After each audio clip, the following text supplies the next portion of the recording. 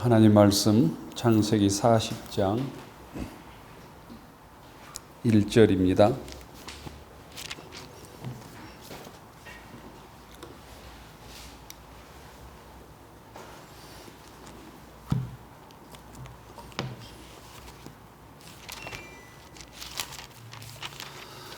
창세기 40장 1절부터 23절까지 함께 교독하겠습니다. 구약성경 61쪽 창세기 40장 1절부터 23절까지 교독합니다. 그 후에 애굽 왕의 술 맡은 자와 떡 굽는 자가 그들의 주인 애굽 왕에게 범죄한지라.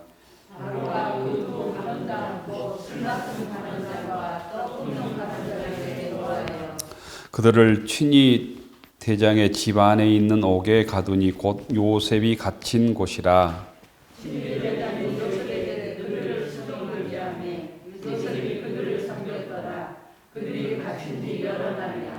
옥에 갇힌 애굽 왕의 술 맡은 자와 떡 굽는 자 두 사람이 하룻밤에 꿈을 꾸니 각기 그 내용이 다르더라.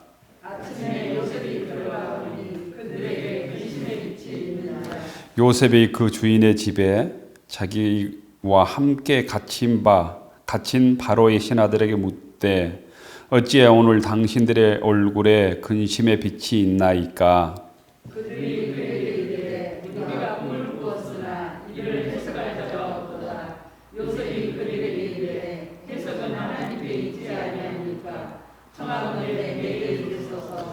술 맡은 관원장이 그의 꿈을 요셉에게 말하여 이르되 내가 꿈에 보니 내 앞에 포도나무가 있는데 그 나무에 세 가지가 있고 싹이 꽃이 피고 포도송이가 있고 내 손에 바로의 잔이 있기로 내가 포도를 따서 그 즙을 바로의 잔에 짜서 그 잔을 바로의 손에 들였노라.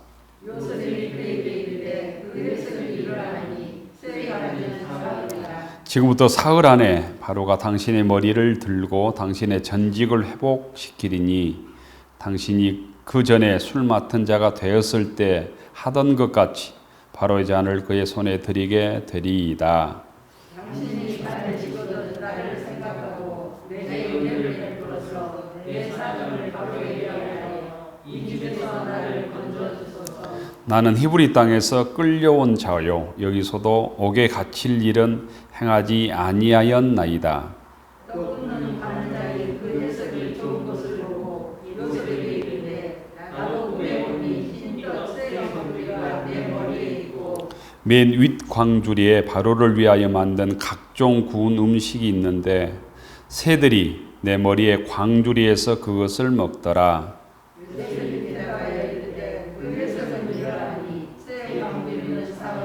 지금부터 사흘 안에 바로가 당신의 머리를 들고 당신을 나무에 달리니 새들이 당신의 고기를 뜯어 먹으리이다 하더니 제3일은 바로의 생일이라. 바로가 그의 모든 신하를 위하여 잔치를 베풀 때에 술 맡은 관원장과 떡 굽는 관원장에게 그의 신하들 중에 머리를 들게 합니다. 바로의 술 맡은 관원장은 전직을 회복하며 그가 잔을 바로의 손에 받들어 드렸고 떡 굽는 관원장은 매달리니 요셉이 그들에게 해석한 바 같이 되었으나 술 맡은 관원장이 요셉을 기억하지 못하고 그를 잊었더라. 아멘. 할렐루야. 주님의 말씀에 함께 은혜 받는 복된 시간 되기를 축원합니다. 질병이 조금씩 이렇게 곳곳에 확산돼서 우리 불안감도 그 지수만큼 높아지는 것 같습니다. 우리 고선자 권사님 손자 영창이가 오랜만에 휴가를 나왔는데 교회도 안 오고 전화가 어젠가 왔더라고요. 그젠 같은데 교회 못 가서 미안하다고. 그래서 아니 교회를 와야지. 중대장인가 뭐 부대장이 교회 가지 말아야겠다고. 목사 아들 아니면 교회 가면 안 된다 그랬다. 속으로 군대 말은 잘 듣네. 순교할 각오를 하고 교회 와야지 그랬더니 다음에 가겠다고 그러고 휴가를 나와도 어떻게 자유롭게 돌아다니지 못한 모양이에요. 그래서 돌아다니면 다 보고를 해야 되고 어디 노래방 어디는 가지 마라 이러고 하는 것 같아요. 그만큼 위험이 이제 커지고 또 휴가 나서 확진돼서 오면 부대가 난리가 나니까 당연히 부대장은 그렇게 하겠죠. 관리를 잘하는 일이 참 쉽지 않는 것 같아요. 눈에 보이지 않는 일이어서. 잠깐의 방심이 수십 명, 수백 명, 전대병원인가는 5천 명 전수조사입니까? 검사 받는다고 하는데, 잠깐의 방심이 많은 확진자를 이렇게 양산하게 되죠. 그래서 우리나라는 굉장히 방역을 나름대로 국가뿐만 아니라 개인들이 잘 위생관리랄까 이런 걸 잘 하는데, 유럽이나 미국은 그냥 조금 개인의 자유들을 중시해서 그런 것들이 약하다고 그러죠. 그 차이는 우리 동양 사람들, 특히 일본이나 우리 한국 사람들은 내가 확진되는 게 문제가 아니고 남에게 피해 줄까, 나 때문에 다른 사람에게 피해 줄까 이런 생각들을 상대적으로 많이 하기 때문이라는 얘기를 듣습니다. 신앙도 좀 비슷한 것 같아요. 내 신앙을 통해서 다른 사람들의 유익을 어떻게 하면 줄까? 이게 신앙이지 않을까 생각을 하고요.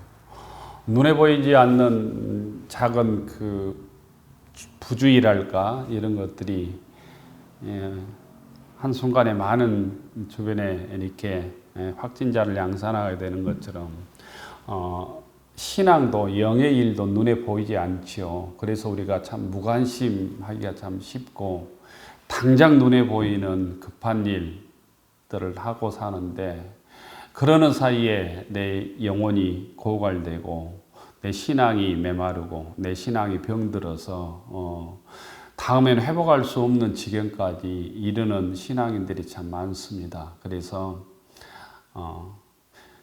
나중이 창대해야 되는데 나중이 미미하게 되는 부끄러운 신앙인들이 우리가 되지 않도록 내 신앙 관리를 영적으로 잘하는 믿음의 권속들 되기를 바랍니다. 영창이 얘기 듣고 저도 오늘 하루 종일 특별하게 어디 못 가고 목사님 중에 누가 병원에 있어서 신방 가고 좀 이런 일 좀 하려고 그랬는데 교회만 있었습니다.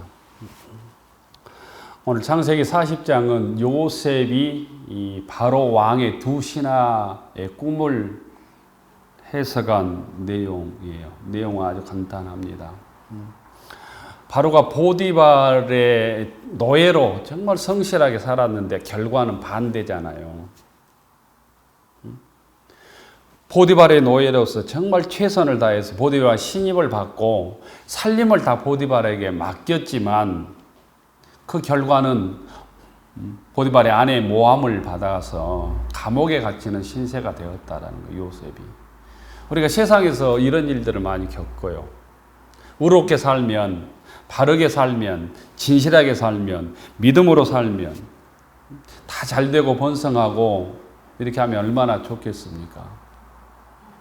그런데 그 반대의 결과를 얻을 때가 많단 말이죠. 불의한 세상에서 또 직장에서 바르게 살기 때문에 왕따를 당하고 같이 이 불의에 손을 넣어야 더 편안한 삶이 되고 부귀영화를 얻는 역사들이 굉장히 많잖아요.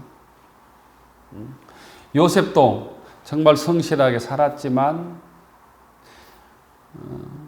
별들이 달과 별이 절하고 이런 꿈을 꾸었는데 그 꿈을 이루어지지는 않고 결국 감옥에 갇히는 신세가 되었다라는.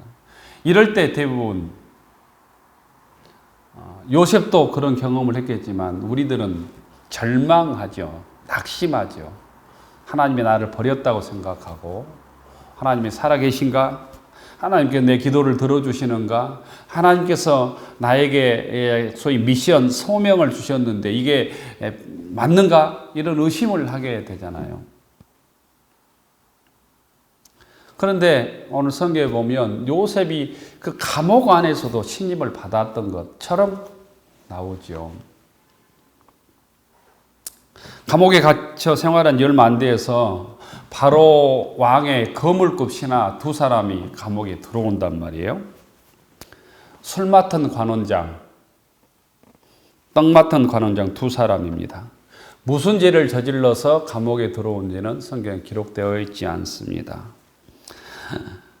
그 당시에 바로 왕은 절대 권력을 가지고 있죠. 신적인 존재입니다. 신이라고 불러야 할 만큼 독재랄까요? 권위를 가지고 절대 권력자였기 때문에 무슨 재판을 해서 감옥에 넣고 그게 아니에요. 자기 마음에 안 들면 사람을 죽일 수도 있고 감옥에 보낼 수도 있고 그런 곧 왕의 말이 곧 법인 시대였단 말이에요.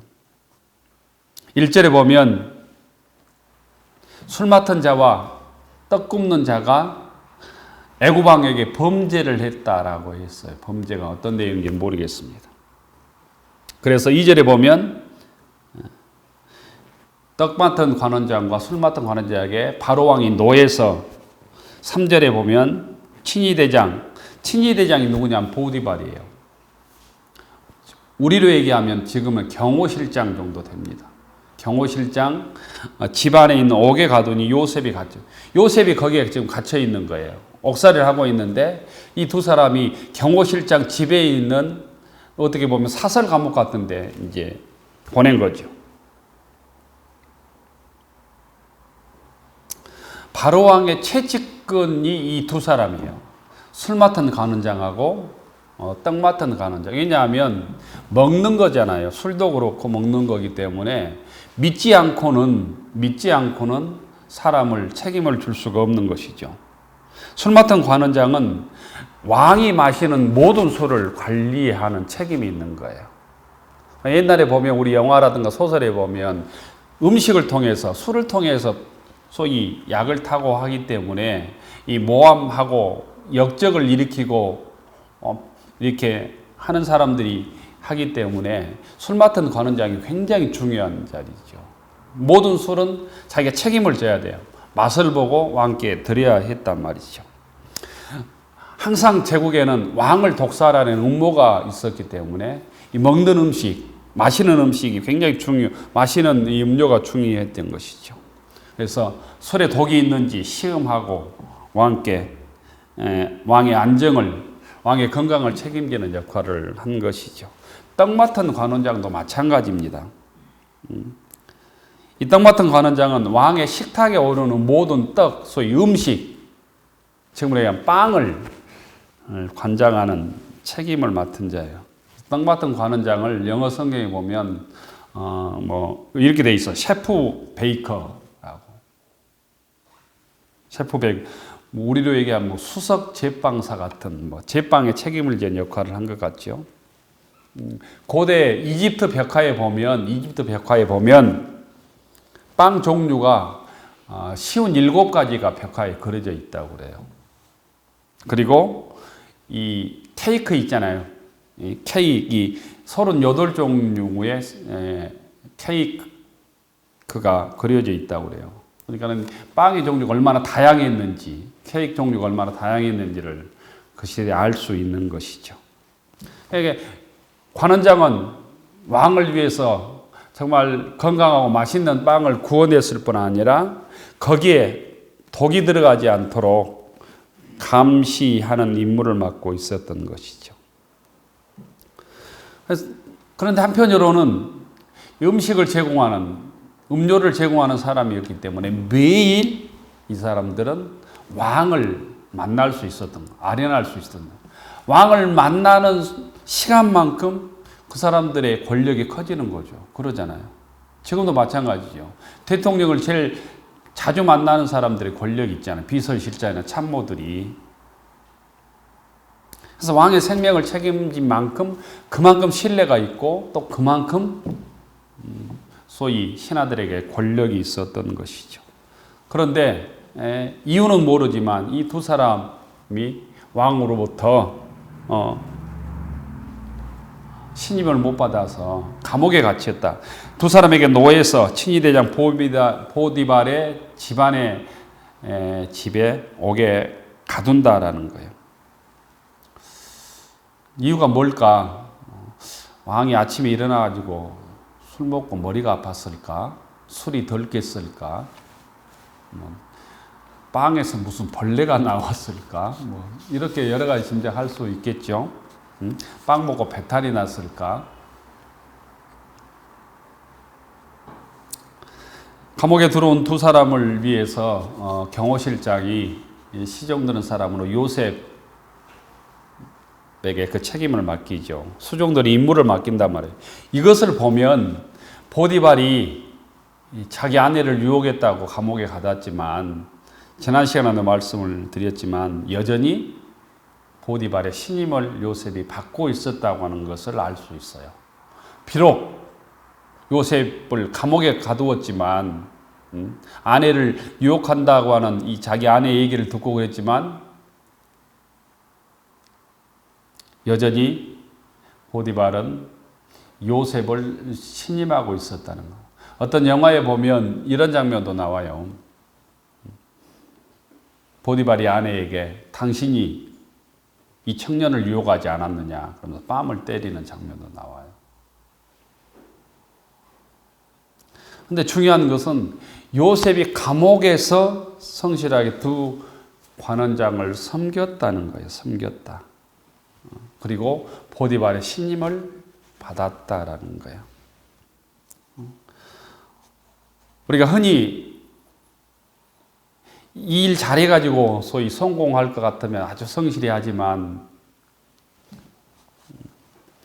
우리가 생각하는 굳은 일, 작은 일들은 우리가 등한시하기가 참 쉽잖아요. 요셉은 감옥 안에서도 성실하게 인정을 받았다라는 거예요. 신앙인은 이 요셉의 삶을 조금 우리가 본받아야 됩니다. 내가 중요하다고 하는 내가 중요하게 생각하는 일뿐만 아니라 작은 일도, 보잘것없는 일도, 교회에서 무슨 안내하고 이런 보잘것없는 일도 귀하게 여겨야 된다는, 자기 하는 일을 통해서 성실함을 사람뿐 아니라 주님께 인정받아야 우리가 주님께 귀하게 쓰임받을 수 있음을 믿을 수 있기를 바랍니다. 다른 사람에게 신뢰받지 못하고 하나님께 어떻게 신뢰받겠습니까? 신앙생활도 마찬가지입니다. 이 작은 일부터 우리가 맡은 일에 성실해야 합니다. 예배를 드리는 일, 예배 시간을 지키는 일, 내가 예배 중에 맡은 일, 또 교회를 섬기면서 맡은 작은 일, 누가 알아주지 않는 일, 이런 일들을 정말 성실하게 그 일을 통해서 다른 사람에게 공동체 인정을 받아야 주님으로부터 더 귀하게 쓰임받을 수 있음을 믿을 수 있기를 바랍니다. 교회를 해보면 그래요. 저 집사님에게, 저 권사님에게 일 맡기면 믿을 수 있어. 이렇게 드는 분이 있는가 하면 저 집사님, 저 권사님에게 일 맡기면 참 불안하네. 저 일을 했을까? 이렇게 걱정되는 사람들이 있단 말이에요. 그러면 안 된다는 거예요. 믿을 수 없는 사람이 돼서는 안 된다는 거예요. 세상에서도 그렇죠. 회사나 무슨 직장에서 믿을 수 없는 사람한테 큰일을 맡깁니까? 목회자들 사이에서도 마찬가지요. 믿을 수 있는 목회자들이 있고 믿을 수 없는 목회자들이 있죠. 장로님도 마찬가지고요. 부목사도 마찬가지고 전도사님도 마찬가지. 어떤 일들을 맡기면 믿을 수 있는 분이 있고 믿을 수 없어서 다시 확인해야 되고 걱정하는, 불안해할 수밖에 없는, 그래서 하나님께 쓰임받을 수 없다는 거예요.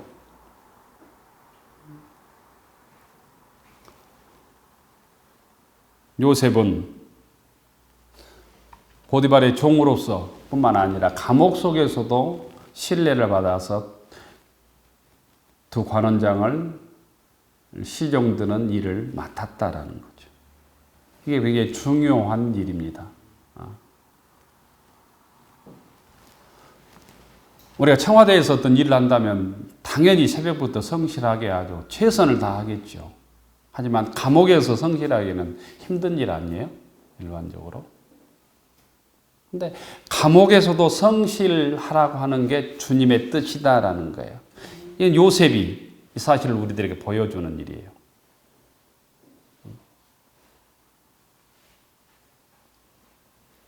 여러분들 신앙생활하면서 이 부분에 실패하지 않기를 축원합니다.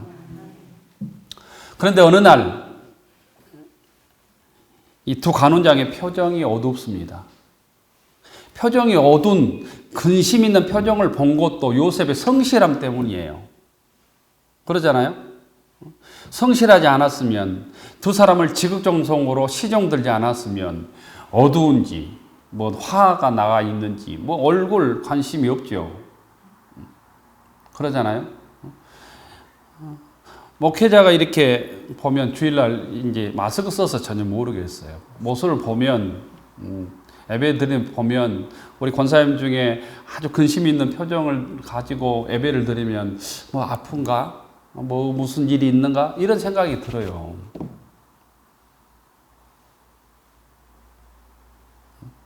여러분들 저 보면, 목사님이 몸이 안 좋구나.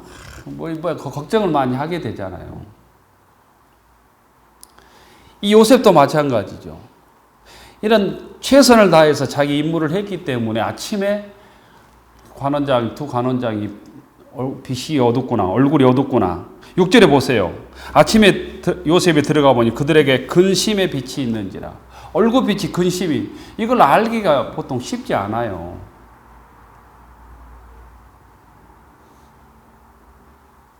그래서 요셉이 7절에 보면 묻습니다. 7절에 보면 바로의 신하들에게 묻되, 중간에 보면 어찌하여 오늘 당신들의 얼굴에 근심의 빛이 있나이까. 두 간원장이 또한 요셉을 신뢰했기 때문에 8절에 보면 이렇게 얘기하죠.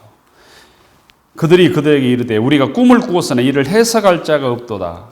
이 얘기도 요셉을 신뢰했기 때문에 할 수 있는 얘기예요. 그 거물급 사람들이 함부로 자기 속 얘기를 시종드는 사람한테 하지 않지요.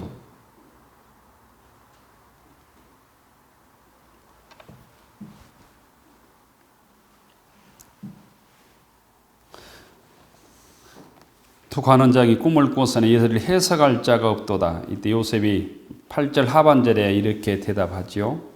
요셉이 그들에게 이르되 해석은 하나님께 있지 아니하나이까 청한 내게 이르소서. 여기에서 요셉의 믿음과 지혜가 아주 반짝, 이는 햇빛처럼 드러납니다.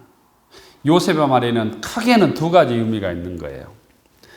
해석은 하나님께 있지 아니하나이까 청한 내게 이르소서. 이건 꿈 해석에 대한 자신감입니다. 꿈 해석에 대한. 요셉은 감옥 안에서도 하나님과 동행함을 경험했고 하나님과 교제했고 또 하나님의 인도하심을 체험했기 때문에, 그리고 꿈 해석에 대한 많은 어떤 경험, 예질에게 축적되어 있었기 때문에 자신 있게 얘기를 할 수 있었던 것이죠. 우리가 자신이 없는데 그 거물급 앞에서 문제를 내가 그 문제를 해결하겠습니다 이렇게 말할 수 없잖아요. 뭐 대통령이 우리에게 어떤 국가의 걱정거리를 얘기했을 때 내가 해결하겠습니다 이렇게 말할 수가 없죠. 요즘 우리나라에 제일 문제되는 것 중에 하나가 막 집값 같은 거잖아요. 서울의 집값들을 그 똑똑한 사람들이 뭐 이 정책 써봐도 안 되고 저 정책 써봐도 안 되고 막 문제가 많잖아요. 근데 내가 해결하겠습니다 이렇게 말할 수 있는 게 아니란 말이에요. 자신감이 있었기 때문이에요. 또 한 가지는 반대 측면이 있어요. 꿈 해석을 해서 요셉도 감옥에 나가고 싶다는 생각을 한 거죠. 꿈 해석을 해서 이 두 사람의 꿈 해석을 내가 잘해가지고 나도 감옥에 나가고 싶다. 이 감옥을 나가고 싶다라는 요셉의 바람이 있는 거예요. 왜 그것을 알 수 있냐면 술 맡은 관원장의 꿈을 듣고 해석해 주는 후에 14절 15절에 보면 이렇게 얘기를 하고 있어요. 요셉의 꿈을 알 수 있어요. 간절한 소원을 알 수 있단 말이죠. 당신이 14절을 보세요. 당신이 잘 되시거든 나를 생각하고 내게 은혜를 베푸셔서 내 사정을 바로에게 아뢰어 이 집에서 나를 건져 주소서. 내가 꿈 해석을 잘해서 당신이 나가면 나를 좀 건져 주십시오. 15절에 보면 나는 히브리 땅에서 끌려온 자요 여기서도 옥에 갇힐 일을 행하지 아니하였나. 나도 억울하게 지금 감옥에 갇혀 있습니다. 이런 얘기 한 거예요. 이런 말은 당신들의 꿈은 내가 해석해 줄 수 있지만 하나님께서 나에게 꿈을 주셨는데 꿈을 꾸게 했잖아요. 2번이나 꿈을 꾸게 했잖아요. 그런데 자신이 지금 감옥에 있는 자신이 그 꿈이 해석이 안 된다는 의미가 있어요. 이해가 된가요? 별과 달이 나에게 절을 했잖아요. 그 다음에 11명의 형제들이 절을 했는데 지금 자신은 감옥에 있는 거잖아요. 꿈이 이루어지지 않는 거죠. 꿈이 해석되지 않는 거예요. 요셉도 감옥에 있는 것이 답답했다라는 의미예요. 다른 사람의 꿈은 해석해 주고 도왔지만 정작 자신에게 주신 하나님의 꿈은 해석되지 않았고 답답했다라는 거예요. 정확히 얘기하면 요셉이 애굽에 끌려온 지 11년, 이때가 11년이나 됩니다. 11년. 요셉이 30살 때 총리가 되거든요. 애굽의 총리가 돼요. 30살 때 총리가 되는데 41장에 그 다음에 41장 1절에 보면 만 2년 후에 술 맡은 관원장이 요셉을 생각하거든요. 2년 후에. 그러면 지금 나이가 몇 살이에요? 28이잖아요. 30살 때 총리가 되니까 2년 후에라고 하니까 38살 때에 38살이라는 얘기예요. 요셉이 노예로 팔려온 나이가 17살이에요. 그렇게 보면 11년간 보디발 집에서 조금 있다가 감옥 생활을 한 10여 년 가까이 했다는 소리예요. 어느덧 11년이라는 세월이 흘렀다는 거예요. 꿈을 꾼 지 11년이 지났어도 그 꿈이 이루어지지 않는 거예요. 그 꿈을 의심할 수밖에 없는 상황이죠. 해석되지 않는 거죠. 그동안 하나님께서 정말 어려움 중에도 나를 이끌어 주셨지만 자신이 꾼 꿈은 해석되지 않았고 이루어지지 않았다는 거예요. 우리들도 마찬가지예요. 요셉처럼 주님께서 나에게 꿈을 주시고 사명을 주시지만 그 사명과 꿈과 약속이 이루어지지 않아서 참 불안해하고 힘들 때가 여러분 있습니까? 없습니까? 있지 않아요? 종종 내 인생도 제대로 해석되지 않아서 불안할 때가 많습니다. 하나님 말씀에 순종할 수 있는 상황이 아닌데 하나님께서 우리를 부르시고 순종하라고 할 때가 많아요. 능력이 없는데, 경제적 능력이 없는데, 시간도 많지 않은데 주님께서 나를 부르셔서 일하라고 할 때도 많아요. 순종하라고 할 때가 많단 말이죠. 이럴 때 우리가 어떻게 해야 되는가? 요셉의 모습을 따라야 돼요. 인내하면서 나의 상황 속에서 최선을 다해서 주님께 순종해야 된다는 거예요. 부르신 곳에서 최선을 다해야 된다는 거죠. 어떻게 보면 하나님께서 요셉을 이 감옥 속에서 혹독하게 훈련시키고 연단시키고 있는 것이죠. 그 연단과 훈련 속에서 요셉이 순종함으로 꿋꿋이 나아갔기 때문에 애굽의 총리가 될 수 있었던 것입니다. 우리가 당장 불안하고 불안정해도 주님의 부르심에 믿음으로 순종하는 믿음의 권속들 되기를 축원합니다. 또한 중요한 것은 어떤 상황 속에서도 감옥 속에서도 신실함을 잃지 않아야 된다는 거죠.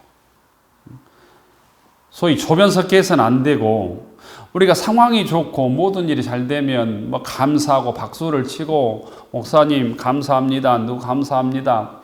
이렇게 하지 못할 이유가 없지요.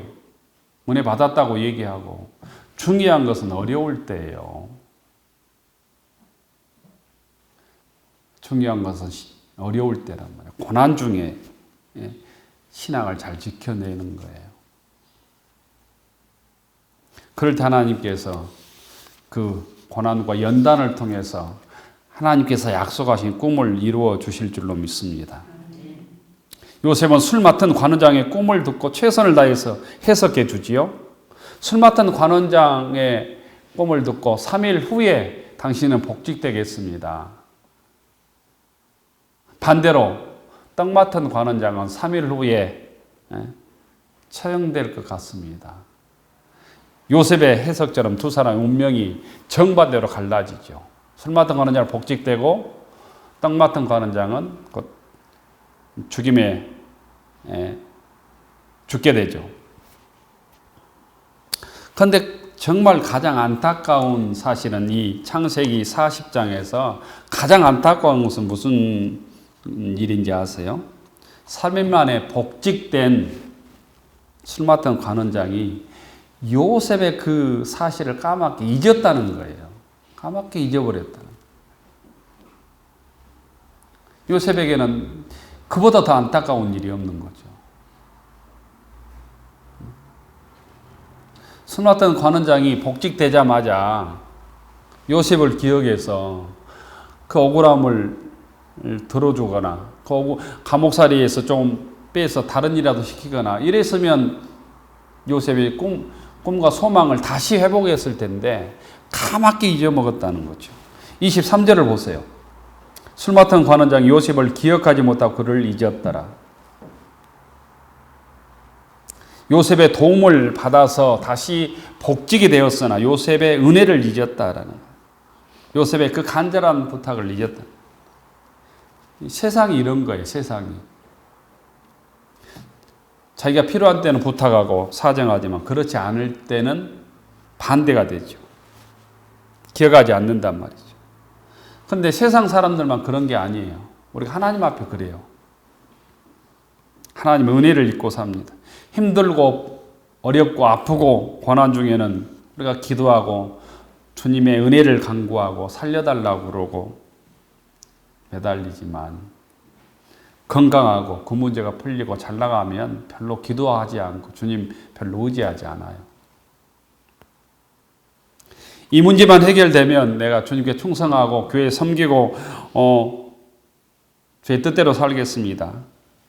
내가 암병에 걸렸는데 얼마나 그런 기도를 암 환자들이 많이 하겠습니까? 우리도 마찬가지. 자식 교육만 끝나면 자녀가 대학만 들어가면 취직만 하면 자식 결혼하면 교회 충성하고 직분 감당하고 주의 일 하겠다는 얘기죠. 저도 많이 들었습니다. 그런데 그 일이 다 되면 뭐 하고 있는지 아세요? 손자 키우고 있어요. 손자 키우고 그때는 이미 이제 늙고 몸 아파서 이제 일 못 한다고 또 그래요.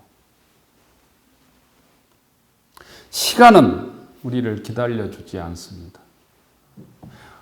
성경에서 끊임없이 그 카이로스라고 하는 이 시간의 때를 강조하는 게 이거예요. 신앙인은 때를 놓치지 않는 것이다. 그것이 믿음이고 지혜다라고 끊임없이 우리에게 알려줍니다. 우리가 그런 얘기 많이 들었죠. 마귀는 오늘 할 일을 끊임없이 내일로 미루라. 아무리 좋은 일도 내일 하고 오늘 즐기고 먹고 마시고. 어리석은 부자처럼 우리가 창고를 크게 지으면 내 인생의 연수가 늘어날 것처럼 우리는 꼭 착각을 해요. 일이 끝나면,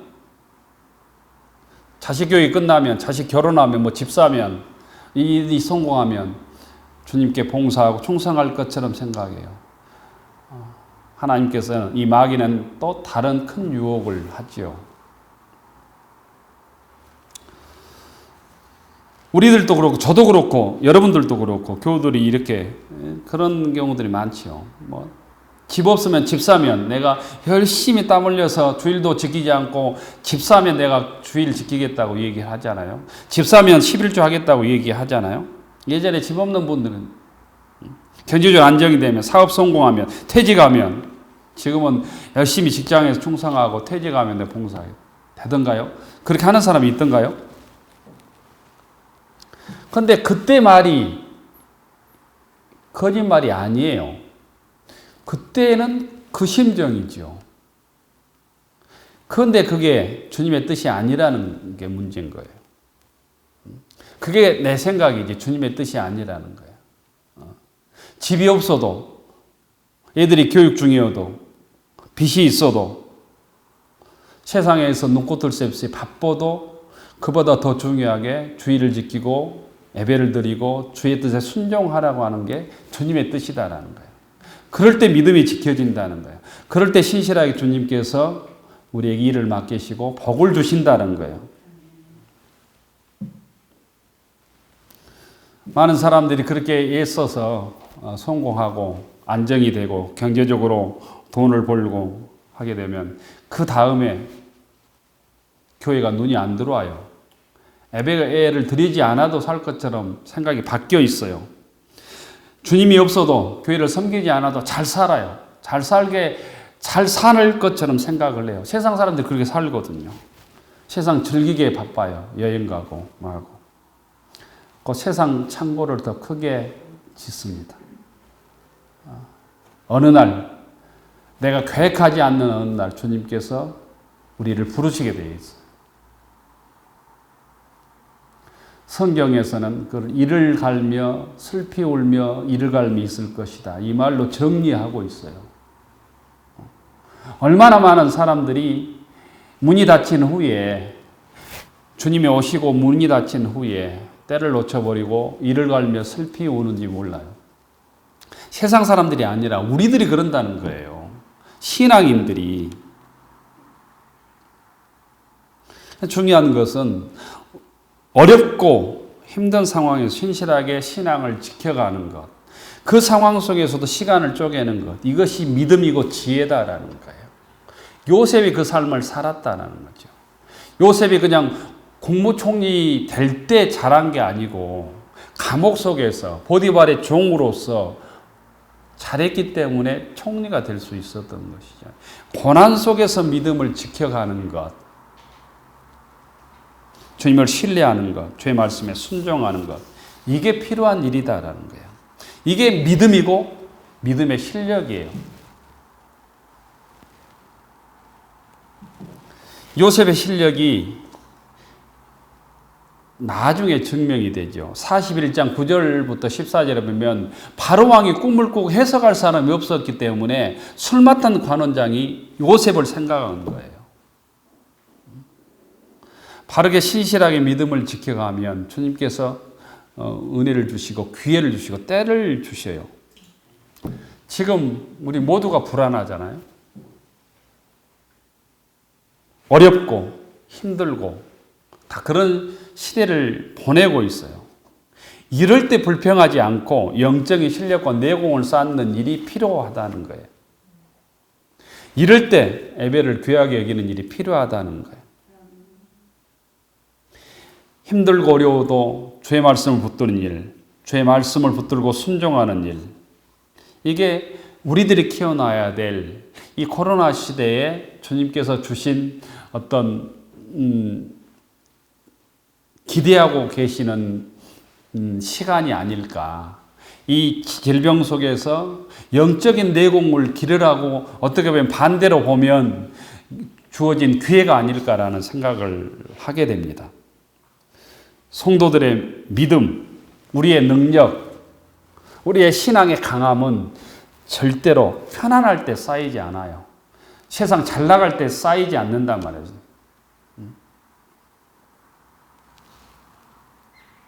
어려울 때, 힘들 때, 고난의 시기에 우리의 신앙의 실력은 쌓이는 거예요.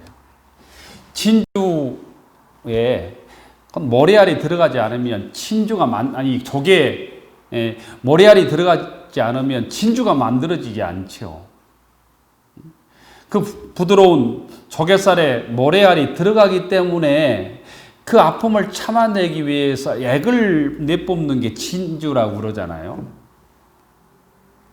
우리도 어떻게 보면 지금 믿음의 능력들을 드러내는 믿음의 진주를 만들어낼 시간이 아닐까라는 생각을 해봐요. 여러 환경이, 우리들의 주변 환경이 우리를 불안하게 하지만, 힘들게 하지만, 어렵게 하지만 그 속에서도 주님의 부르심에 순종하며 믿음으로 신실한 믿음을 지켜서 요셉처럼 주님께 쓰임받는 믿음의 교우들이 되기를 주의 이름으로 축원합니다. 기도합시다. 좋으신 하나님, 요셉의 믿음을 배우게 하시고 본받게 하옵소서. 불안하고 어려움 와중에서 저희들 더 깊게 기도하게 하시고 말씀을 붙들게 하시고 우리 허세와 불신앙과 교만과 세상을 의지하며 사람을 의지하며 육을 의지했던 모든 허탄한 생각들, 불신을 내려놓고 신실한 믿음의 자녀들로 신실한 신앙인으로 거듭나게 하옵소서. 예수님 이름으로 기도 올리옵나이다. 아멘.